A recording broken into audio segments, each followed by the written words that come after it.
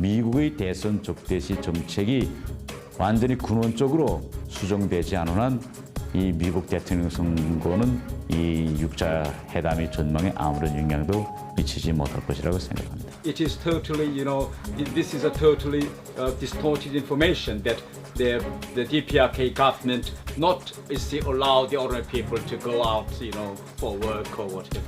On his way back to hotel, he was surprised. Every night he see young children playing, going, without any adults looking after. And he found out that, this Pyongyang city is so safe. 가자나의 저구가 정의의 싸움에. 예, 어제 오늘 뉴스를 가장 뜨겁게 달궜던 소식 중에 하나가 태영호 영국 주재 공사의 탈북 사건이었습니다. 자, 이 문제 역시 우리나라의 망명한 최고위급 인사 중에 한 분이시죠. 국가정보원사나 국가안보전략연구원 고용환 부원장과 알아보겠습니다. 어서 오십시오. 안녕하십니까. 네. 자, 지금 화면에서 보니까 참 저분도 탈북까지 하시는데 아까 뭐 평양이 안전하고 노래 부르고 장군님 노래 부르고 참 힘들게 사신 것 같아요. 네. 자, 근데 태용호 북한에 계실 때 아셨어요? 저는 같이 외교관이셨으니까. 외교관인데 저희 12년 후배니까. 후배시죠? 예, 저는 직접 모르고 예. 제 후배로 와 있는 그분하고 한 3, 4년 차이에 있는 외교관들은 잘 아는 사람이고요. 아, 저는 너무 나이 차이가 있고 있으시니까. 저는 91년도 왔으니까. 근데 그 태용호 공사 정도 되는 위치면은 어떻게 우리가 평가를 해야 되나요? 태영호가 이제 공사인데 여기서는 이제 차석대사라고도 이야기를 하는데 북한에는 차석대사라는 게 없고요. 공사가 2인자인 것은 맞고 공사인 경우에 이제 외교부에서 나갈 때는 국장이나 부국장급 인물들이 공사로 나가는 거고, 그리고 흔히 또 다른 측면에서는 당 비서가 따로 있는 데서는 당중앙의 조직지도부의 과장 같은 높은 간부가 공사 타이틀을 달고 당비서로 나가는 경우도 있고, 어쨌든 북한에서 외무성에서 적어도 부국장 이상급의 간부가 나가는 자리인 것만 틀림없습니다. 근데 특히 에릭 클랩튼 공연 김정철이가 좋아했다는 거 아니에요? 예. 그때도 이렇게 쫓아다니고 이랬던 그 화면이 있거든요. 그걸 보면 굉장히 신임을 받았다는 얘기 아니겠어요? 그렇죠. 그죠? 예. 근데 지금 이제 화면에 나올 텐데요. 지금 앞에 가는 사람이 김정철이고 지금 뒤에 가는 사람이 바로 태영호 주영 북한 대사관 공사죠. 그죠? 지금 얼굴 나오고 있습니다. 자, 근데 저 정도의 신임이라는 것의 배경에는 설이 여러 가지가 있더라고요. 저 사람이 빨치산 가문이다. 아니면 저분의 부인 되시는 분이 빨치산 가문이다. 여러 가지 설이 있더라고요. 제가 아는 바에 의하면 태영호라는 사람은 북한 핵심 계층의 최핵심 계층이 맞지만 빨치산 가정은 아닌 거로 알고 있고요. 부인은요? 부인은 빨치산 가정이 맞고 오백룡이라고 김일성의 호위사령관을 했던 사람이고 김정일이가 어렸을 때 김정일을 안아줬던 사진도 공개가 됐는데 그 정도로 김일성이 가까웠고 그리고 당중안의 군사부장을 하다가 죽었는데 그 사람의 아들이 오금철이라고 북한군 부총참모장, 여기 합참 차장을 한 사람이 있는데 그 사람하고 이제 친척이 되는 그런 오씨 가문은 틀림없고요. 그 오금철이라는 사람은 항공군 및 반항공군 비행사 조종대회 때 69살의 나이에 김정은 앞에서 미그 21을 타고 김정은 앞을 지나면서 경례를 붙였던 그런 사람이고, 북한에서 소위 항일빨치산 그 유가족이라 그러면 거의 신라 때 송골 정도의 그런 막강한 힘을 명예를 가지고 있는 집이죠. 근데 왜 탈북했을까요? 일단 그거 전에 우리 고 부원장님은 탈북하실 때 탈출하실 때 왜 탈출하시려고 생각하신 거예요? 저는 사고가 생겨서 결국은 사실 우리 부원장님도 김일성의 통역을 하셨었죠. 저는 프랑스 통역을 했고 저 새로운 사람은 지금 덴마크, 김정일의 덴마크 1호 통역을 했고 프랑스 통역이 훨씬 많겠죠. 그런데 저는 그때 말을 한마디를 했는데 말이 오도가 돼서 말반동으로 몰리면서 국간전 말반동으로 몰리면서 국간전보위부에서 저를 체포하러 오는 거를 누구한테서 듣고 아하. 현지를 탈출했거든요. 예. 그러니까 저는 뭐 그때 갑자기 튀어나오게 된 게 동기였고 저분은 아무래도 그렇겠죠. 지금 저 사람은 뭐 저 김정은의 입이라 그러는데 대선전을 맡았다고. 예. 근데 김일성, 김정일이 교시 지시에 따라서 대사 다음으로 제일 높은 사람이 김 부자의 대외선전을 맡게끔 법적으로 체계적으로 돼 있습니다. 저 나라는. 그러니까 저 사람이 차석이니까 대외선전을 맡아서 김정은의 대외선전을 하고 핵 보유를 정당화하는 활동을 많이 했는데 지금 최근에 오는 사람들 이야기를 뭐 저분뿐 아니라 다른 사람들이 많이 왔는데 이야기하는 것이 가장 중요한 것은 절망입니다. 이 나라가 과연 제대로 가겠냐. 저 사람이 있는 체제 하에서 과연 나한테 우리 특히 아이들한테 미래가 있을까. 그러니까 체제에 대한 절망으로부터 그것이 자기 자식이 앞날에까지 걱정을 미치는 거죠. 그러니까 나는 그렇게 살았지만 우리 아이들은 그래도 좀 더 밝고 좀 더 자유로운 공기 속에서 자기가 하고 싶은 것을 능력에 따라서 할 수 있는 그런 사회에서 키우고 싶다는 것들이 최근에 오는 다 많은 사람들이 그런 이야기들을 합니다. 그런데 그렇게 된 원인의 가장 중요한 거는 역시 장성택 처형 이후에 이루어진 사안이거든요. 장성택을 죽이는 거 보면서 아 김일성이 딸이 살아있는데 그 남편까지 죽이는 저기에서 내가 과연 뭘 바라보고 살 수 있을까. 나한테 그 어떤 과거가 벌어지면 나는 저 사람보다 더 쉽게 처형될 거 아니냐. 이런 것들이 있으면서 장성택 처형 이후에 오신 사람이 수십 명이 넘거든요. 그것도 송중앙기관의 과장이나 부국장이나 국장 이상급만 제가 말씀을 드리는 게 그만한 숫자가 많이 왔다는 거예요. 그리고요. 또 한 가지는 뭐냐면 지금 사실 탈북을 한 북한을 탈출을 했는데 아직 공개되지 않은 사람이 있을 수도 있는 가정을 할 수 있죠. 그죠? 그거는 정부에서 이제 의도적으로 지금 발표를 하지 않는 뭐 신변 보호위에서든 뭐든 간에 그런데 지금 이분 같은 경우에 영국 특히 이제 우리 부원장님도 그 외국에서 탈출을 하셨을 때 하자마자 알려진 거 아니에요 그때? 그러니까 왜 외교관들은 그렇게 금방 알려지냐 이거예요. 외교관들은 그 나라에서 공개적인 활동을 하던 사람들이고 그 나라 외교부에 다 등록이 돼 있는 사람들인데 없어지면 금방 말이 납니다. 그 나라 정부로부터. 그 나라 정부나 외교단에서 왜 그 사람이 갑자기 소환 인사도 작별 인사도 없이 갑자기 없어지면 말이 돌기 시작을 하는 거거든요. 그리고 북한이라는 나라가 하도 좀 기이한 행태를 많이 보여서 뭐 고사총으로 쏴주겠다 어쩌다 뭐 그런 말들이 많이 도는 사람 나라에서 한 사람이 갑자기 없어지면 그 나라에서부터 소문이 나는 거고 공개된 인물들이고 그러니까 그거는 와서 공개될 수밖에 없는 거죠. 저 사람들이 공작원 출신이든가 뭐 어떤 주재관이든가 외화벌이 책임자든가 하는 사람은 없어져도 그 나라에서 어디 출장이나 외화벌이 갔나 보다 그러지만 현직 외교관이 그냥 말도 없이 사라지면 그 나라 외교부나 외교단이나 그 북한에선 무슨 움직임을 보이는가 하면요. 벌써 북한 대사관 주변에 사람이 북한 사람들이 많이 나타나고 뭔가 탐문을 탐문을 하면서 다닐 거 아닙니까? 이 사람을 어디서 봤느냐? 한 사람이 없어지면 적어도 한 20명 정도의 국가안전보위부 요원들이 모입니다.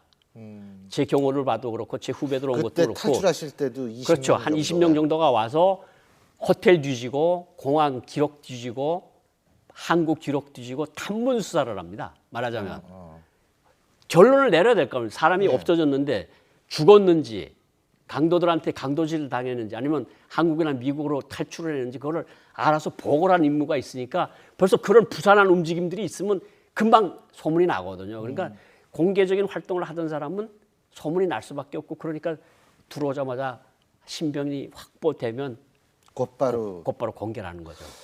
그 부원장님 그 예전에 거기 탈출하실 때가 굉장히 힘드셨겠어요. 뭐 제가 그냥 보통 때 체중이 한 65kg가 되는데 탈출해서 한 달 만에 46kg. 거의 20kg가 빠져가지고. 우리나라 오기까지 얼마나 걸리셨어요 그때? 저는 올 때 한 2달 정도 걸렸습니다. 지금 이분도 한 달 반 정도 걸린 것 같아요. 한 달 정도, 한 달 정도, 한 달에서 한 달 반 정도, 그죠? 아, 그게 그렇군요. 근데 이 태영호라는 저는 맨 처음에 태영호라 그래서 뭐 태영호가 탈북했다 뭐 이래가지고 무슨 배가 태영호라는 선박이 이게 뭐 어떻게 됐나 그랬더니 알고 보니까 사람 이름이더라고요. 사람 이름입니다. 근데 어쨌든 근데 이분 같은 경우에도 이제 10년 동안 영국에 있었다고 하는데 그죠 물론 중간 중간에 그 외국에 몇 년 생활하셨어요? 우리 보통 북한 외교관 임기가 3년인데 흔히 있는 게 4년 있습니다. 4년. 왜냐하면 김일성이 교시는 3년인데 1년 동안은 나가서 현지 적응하려면 1년 지나갑니다. 그럼 2년밖에 일을 못 하잖아요. 그러니까 현실적으로 한 4년 정도 일을 하거나 4년 반 정도에 들어오는데 저 사람은 10년 동안 있었습니다. 그 이유는요. 저 사람이 특별히 항일발산 가족이라기보다도 제 판단으로는 김정은 로얄 패밀리하고 관련이 있어서 저렇게 오래 있었을 겁니다. 왜냐하면 김정은의 친형인 김정철이가 한두 번 나와 다닌 거 아니거든요. 저기 에릭 클립턴 공연 때문에 카메라에 잡힌 거고 그 다 스위스에서 공부한 사람 아닙니까? 1년에 몇 번을 나가지 않겠습니까? 스위스 가고 프랑스 가고 독일 가고 영국 가고 그러는 일들을 할 때마다 저 사람이 따라다니면서 봐줬다는 거는 로얄 패밀리가 신임을 하고 올 때마다 그 사람을 불러서 내 시중을 들어줘. 그러면 시중을 잘 들어주고 그리고 뭔가 갈 때 깨끗한 멋있는 영국산 특산물을 뭐 영국산 뭐 몰트 위스키들을 그 뭐 아주 좋은 거를 주든가 그렇게 주면 이게 지금 가족이 다 왔다는 거 아닙니까? 북한에서는 외교관들이 해외 나갈 때 김정일이 지시 교시가 있습니다. 뭐냐면 부부만 있을 때는 부부만 나가는데 아이가 한 명이 생겼을 때 그 아이를 두고 나가야 됩니다. 일종의 인질이죠. 인질이고 아이가 둘인 경우에 하나는 데려나갈 수 있고 한 명은 둬둬야 됩니다. 이게 김정일이 그래서 지금 가족 전수조사를 하고 있다는 거거든요. 북한에서. 근데 저런 아이를 지금 데리고 다 왔다는 건 뭐냐면 두 가지 가능성입니다. 첫째는 돈을 벌어서 자기 웃 상사들한테 뇌물로 해서 뭐 당전의 간부부 부부장이나 과장들한테 $10,000, $30,000씩 주고 우리 아이 좀 내가 내 비용으로 내오겠으니까 공부 좀 그렇게 나올 경우가 있고 김정철이 같은 거 잘 봐서 잘 대우를 해줘서 기분이 좋을 때 저 아이가 지금 평양에서 외국 학원에 하나 다니고 있는데 좀 아이 좀 내보내 주도록 좀 배려해 주십시오. 그럼 내가 당에다 이야기를 할게. 그러면 나오는 거거든요. 그래서 나왔을 가능성이 충분히 있고 그러면 이것은 김정철이나 아니면 김여정이까지도 시작해서 그 로얄 지금 패밀리의 신임을 많이 받았다. 10년씩 있었다는 건 보통 일이 아니거든요. 그렇군요. 그 외교관 생활은 어때요? 먹고 살만 합니까? 지금 외교관 생활이라고 하는 게 거의 그 몇 개 대사관은 국가에서 보장을 해주는데 나머지 국가는 자력갱생입니다. 자강력 제일주의 아닙니까? 그러니까 거기 군대도 농사짓고 외교관도 그냥 거기서 그냥 아르바이트 하면서 탁구 선수도 그냥 무역회사 무역을 하는데 외교관들이 흔히 어떤 식으로 돈벌이를 하는가 하면요. 외화벌이 하는 기관들 있지 않습니까? 대외경제성이든가 이런 데서 나올 때 자 우리가 당신한테 펀드라 그럽니다. 여기서는 뭐라 그러는가 하면 이 자리를 여기서는 뭐라 그러죠. 어쨌든 그 자리를 하나 마련해 주는데 우리한테 1년에 $50,000 내면 우리가 서기관 1등 서기관 하나 줄게요. 그것을 자리를 주면 그 사람 나와서 돈을 벌면서 외교관 신분을 가지고 돈을 벌면서 $200,000를 벌어서 김정은한테 $100,000 보내고 대사관에 $50,000 주고 자기 $50,000 가지고 이런 식으로 그렇게 하는 방법이 있고 다른 한 가지 방법은 약간 불법적인 활동들 면세품을 팔고 뭐 카라치에서 두바이에 위스키를 팔고 이런 식으로 돈벌이를 해서 바치고 그래서 자력갱생해서 살아가는 나라가 북한이거든요. 근데 그게 왜 좋은가 하면요. 월급을 타서 쓰면 꼬박꼬박 고돈만 써야 되는데 너가 자력갱생을 하라 그러면 내가 외화벌이를 해서 한 달에 $5,000를 벌었는데 거기서 $3,000쯤 국가에 바치고 $2,000 자기가 가지면 자기가 원래 월급이 $500-600밖에 안 되니까 월급이 서너 배를 버는 거 아닙니까? 그렇죠. 그러니까 거의 합법적으로 돈을 벌 수 있어서 좋은데 그런데 스트레스는 엄청 받죠. 이게 알거든요. 이 나라 정보부나 이 나라 외교부에서 자기들을 주시하고 있다는 거. 언제든지 자기네는 페르소나타 농그라타라는 소리 알죠? 환영받지 않는 인물로 쫓아낼 수 있다는 걸 알고 있기 때문에 스트레스는 굉장히 많이 받죠. 그게 참 보면 지금 뭐 근데 검열단을 지금 파견을 했다 예를 들어서 난리도 아닌 모양이야. 저가 왔을 예. 때 그리고 제 후배들 와서 몇 명이 있는데 그 저런 일이 한번 터지면요 제일 먼저 부산스러운 데가 어딜까요? 예. 잡지 못한 국가안전보위부. 어. 킬라는 의도를 왜 간파하지 못했냐? 예. 두 번째 외무성. 너는 관리를 어떻게 했느냐? 저 사람을 파견한 당중앙위원회 간부부. 어떤 놈을 뽑아서 저기다 보냈느냐? 당중앙위원회 조직 지도부. 이게 다 키 예. 기관입니다. 아주 중요한 기관들인데 그러면 조직 지도부는 당신이 어떻게 평상시에 저 사람이 당 생활을 보았길래 저 사람이 도망을 쳤냐? 그러면 그 4개 기관, 5개 기관은 지금 발칵 뒤집힌 상황이고 예. 김정은의 경로는 보통이 아니겠죠. 그럼 어떤 경우가 첫 번째로 대책이 취해지는가 하면 나가 있는 가족들 중에서 불법적으로 나가 있는 사람 다 들여보내. 그러니까 이처럼 뇌물을 주거나 로얄 패밀리가 통해서 아이들을 다 내려고 있는 거 하나씩 들여보내라. 그리고 하나밖에 없는 아이는 그 아이 들여보내라. 그게 첫 번째고 두 번째는 위험 요소들이 있는지 체크하라. 그럼 국가안전보위부 검열단이 이미 다 나왔거든요. 그리고 재정부 검열단까지 나와서 돈벌이를 제대로 해서 제대로 바쳤는지. 그러니까 지금 온 북한 해외 공간이 지금 검열바람, 여기로 말하면 난리가 났다 이거죠. 감사바람, 사정바람이 부는 거죠. 알겠습니다. 저희가 좀 더 태영공사 문제는 또 알려진 대로 말씀을 나누고요. 자, 그런가 하면 간단하게 북한은 망TV라는 게 생겼다 그러는데요. 대체 이게 뭔지 화면으로 한번 직접 보시죠. 제목만을 아는 경우 종합 검색에서 제목을 검색하면 시청하려는 편집물이 현실되게 됩니다. 편집물을 시청할 때 어느 부분부터 보겠는가 하는 것을 시청자의 요구에 따라 선택할 수도 있고 올해 난 73살입니다. 근데 구전에 젊었을 때 보던 영화들을 지금 보니까 아주 새롭고 정말 좋습니다. 이 아이들이 무슨 영화를 보겠다고 하면 그걸 틀어주니까 아이들이 좋아하고. 예, 뭐 이 내용을 보면 우리나라 IPTV랑 비슷한 것 같아요. IPTV, 케이블 TV하고 비슷한 거죠. 네, 그런데 네. 문제는 저 북한 TV, 망TV라고 하는 게 주로 이제 영화들도 혁명 영화들을 쭉 그렇겠죠. 올려놓고 당연히 그리고 모르겠죠. 아이들도 이제 김정은이나 김정일이가 좋아해서 만든 만화 영화들을 예. 보는 거고 그리고 이제 김일성 회고록도 읽어볼 수 있는 거고 김정은의 무슨 어떤 노작 발표한 것도 읽어볼 수 있는 거고 그러니까 뭐 사람들을 결국은 혁명하고 혁명 사상으로 무장시키는데 동원되는 기구죠.